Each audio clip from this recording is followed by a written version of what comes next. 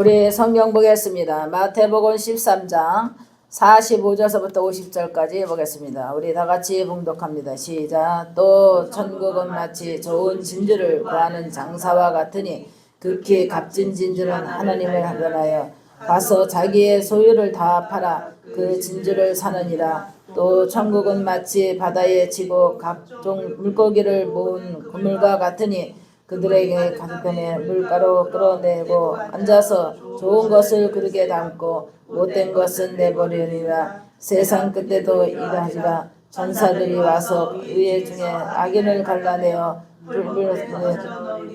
여기서 울며 이를 갈리라. 아멘. 기도합니다. 사랑과는 여기 많으신 아버지, 오늘도 하나님의 귀한 말씀을 들고 서싸움나이다.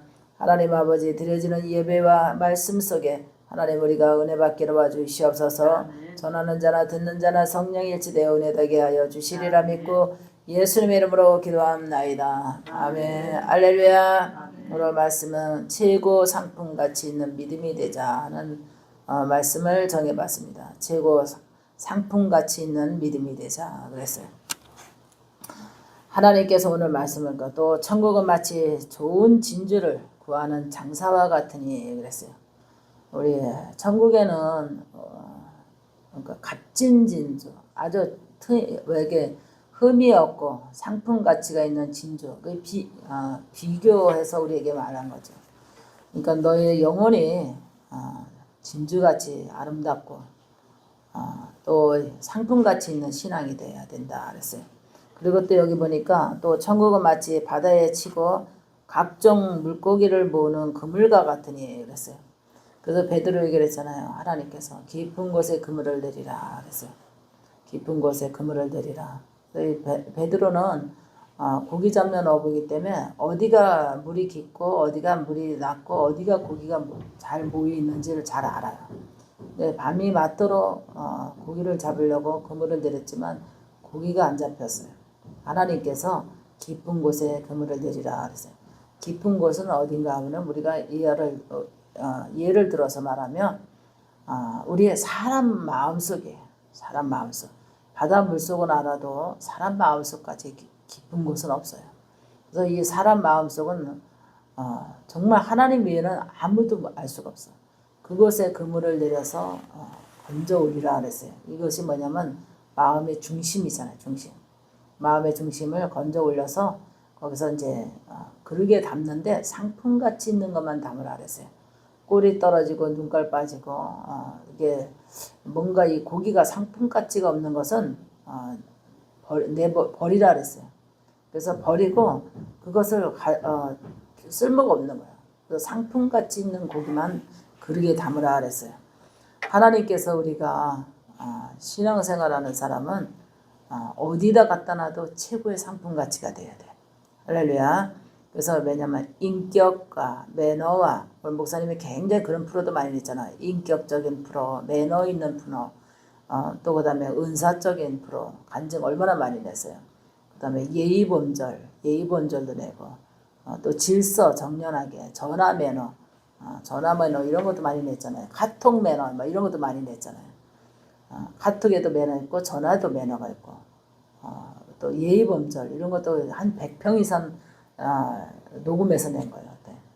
하나님께서 100편 한번 사인 받았을 때 그거를 다 100편을 다 녹음했잖아요. 그거 지금 우리 유튜브에서 지금 이게 돌아가면서 그 방송 들어서 좋아요 누른 사람이 많으면 많을수록 이게 좋은 이게 간증이 많이 돌아갈 거란 말이에요. 근데 좋아요에 인색하지 않는 사람들 때문에 복음이 빨리빨리 돌아가지 않을 수도 있어요. 그래서 하나님께서 100편 이상 간증을 매너적으로, 예의적으로, 영적인 질서적으로, 사회 질서적으로도 내보냈고, 또 우리 신앙의 간증도 많이 해서 내보냈잖아요. 근데 지금 이제 이렇게 목사님 사역 앞에서 하나님이 극상품만 신앙에 이제 갈릴 때란 말이에요. 이제 진주를 상품 가치 있는 진주를 하나님께서 걷어들이고 또 우리가 진짜 알곡만 걷어들이고 쭉정이는 버리게 되고 물고기에 깊은 곳에 그물에 걸려서 고기가 잡힌다 할지라도 거기서 극상품, 상품 가치 있는 거, 꼬리 떨어지고 눈깔 빠지고 비늘 떨어지고 썩은 거는 필요 없다는 거죠. 우리가 그러잖아요. 우리가 돈을 주고 가서 사면은 최고 상품을 원하지 최고 상품을 원하지 않아요. 상품 가치가 떨어진 것을 원하지 않는 거예요. 그래서 우리의 신앙에도 어떤 게냐, 최고의 상품 있는 믿음이 되자. 할렐루야. 믿음이 되라. 되자라 했지 아까. 믿음이 되자. 최고의 상품 가치 있는 믿음이 되자. 우리가 얼마나 우리가 영적으로 노력해야 되겠어요. 상품 가치가 있는 믿음이 되려면 하나님 앞에 극상품이 되어야만. 그래서 하나님께서는 극상품 가치가 있는 것이 하나님의 나라에 이룰 수 있다 그러잖아요. 우리가 막연하게 하나님은 좋으신 하나님, 복 주시는 하나님, 구원의 하나님, 우리를 사랑의 하나님, 이제 이런 것도 다 우리가 은혜가 있죠. 근데 다 사랑의 하나님, 우리 사랑의 하나님이 아니면 우리를 어떻게 건져주겠어요. 근데 이제 우리가 이제 하나님의 사랑으로, 주의 보혈의 능력으로, 주의 십자가 공로로 우리를 건져주셨잖아요. 근데 우리가 왜 극상품이 되지 못했는가? 극상품이 되지 못한 것은 하나님께서 물이 있는 곳으로 가라 했는데 물이 있는 곳으로 안 가고 메마른 곳으로 가면 고기가 죽게 돼 있어요. 안 그래요? 왜냐면 고기는 물을 떠나서 살 수가 없어요. 고기는 물이 있어야 산단 말이에요. 그런데 하나님께서 물이 있는 곳으로 고기가 가야만, 물이 있어야만 사는데 메마른 곳으로 바깥으로 나오다 보면은 고기가 물을 못 먹어서 일단은 또 비늘이 고기는 물이 안 닿으면 비늘이 말라서 썩게 돼 있어요. 그래서 우리는 하나님의 백성은 극상품 가치가 되려면 은혜의 물이 있는 곳으로 들어가야 되는 거예요. 하나님의 물이 있는 곳으로 가야 돼요. 그래야지 우리가 영혼에 목마르지 않고, 하나님 그랬잖아요. 너희가 영혼이 목마르지 아니하리라. 하나님께서 영혼이 목마르지 아니하리라 하는데 우리가 왜 영혼이 목마르고 심령이 갈증이 나고 목이 타는가? 우리가 영적인 물이 흐르는 곳으로 가지 못했기 때문에 물이 안 맥히는 거야. 그런데도 갈증은 계속 오는데도 물이 있어야 먹지. 물이 있어야지. 그래 하나님께서는 내가 주는 말씀은 생명의 강 같은 말씀이다 그랬잖아요. 생수라 이거 생수. 할렐루야. 생수를 먹는 사람은 극상품이 될 수가 있고 고기가 병이 들지 않아요. 그래서 우리가 그러잖아요.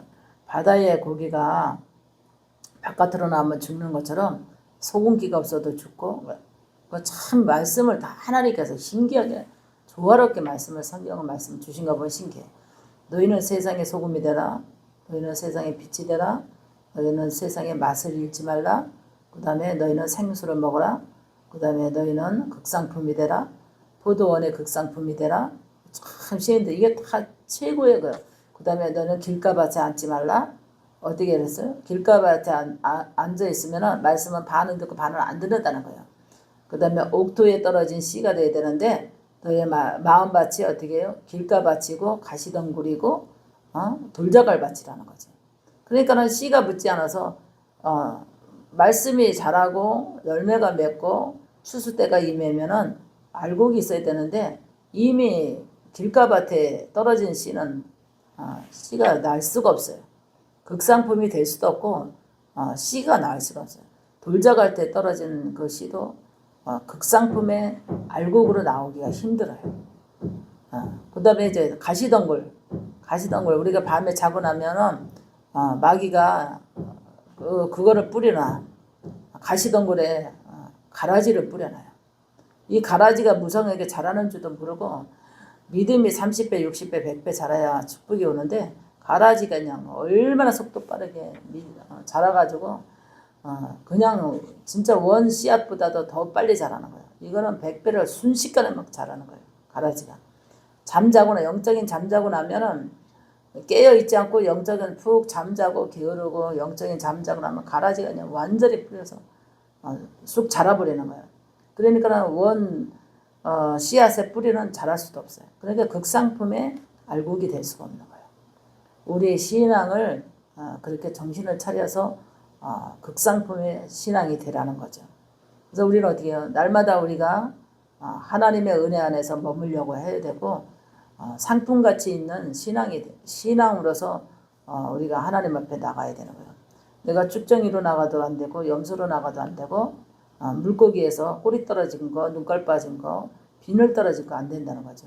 진주도 찌그러진 진주, 상품가치 없는 진주 소용없다는 거죠.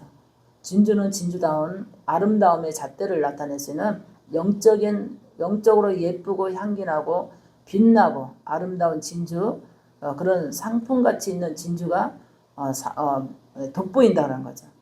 그래서 우리의 영혼이 돋보이려면 매일같이 우리가 갈고 닦는 신앙을 가져야 돼요.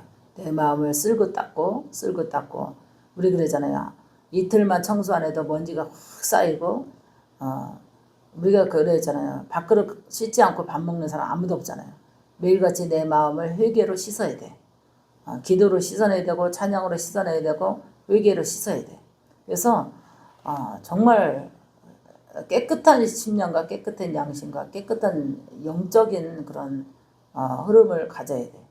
하나님이 우리의 마음에 참 모든 일상생활이 은혜가 굉장히 임해요. 어저께도 목사님 전화 상담 때문에 저녁에 이제 빨리 저녁을 이제 국수를 때웠거든요.